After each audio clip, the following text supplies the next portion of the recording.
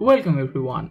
আজকে আমরা যে তিনটা নতুন ওয়ার্ড শিখব সেটা হচ্ছে Alacrity, Alleviate এবং Amalgamate. So the first word is Alacrity, which is a noun. In UK it is pronounced as Alacrity. And in US it is pronounced as Alacrity. Alacrityর বাংলা মিনিং হচ্ছে স্ফূর্তি বা উৎসাহপূর্ণ, অর্থাৎ নিজের সানন্দে যখন কোনো কিছু করা হবে সেটাই হচ্ছে Alacrity. So Alacrity basically means an eager willingness to do something. Some synonyms of Alacrity are cheerful willingness, eagerness, enthusiasm, ardor, fervor. So এখন আমরা Alacrity দিয়ে একটা সেন্টেন্স দেখি. The first 3 weeks at his new job, Mark worked with such alacrity that the upper management knew it would be giving him a promotion. অর্থাৎ the first 3 weeks at his new job.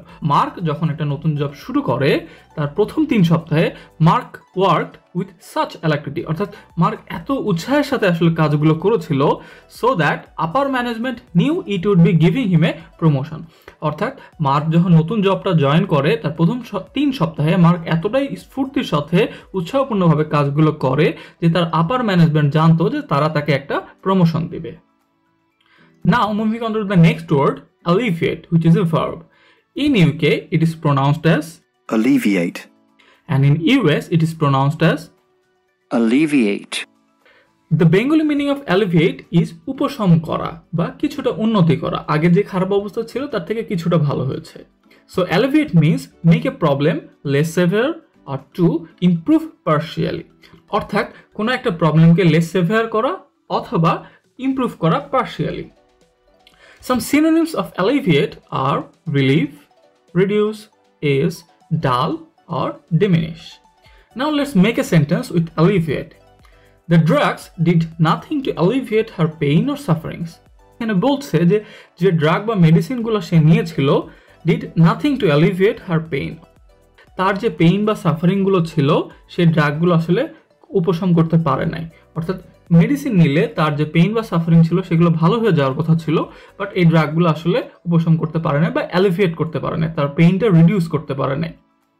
So the third word is amalgamate, which is a verb.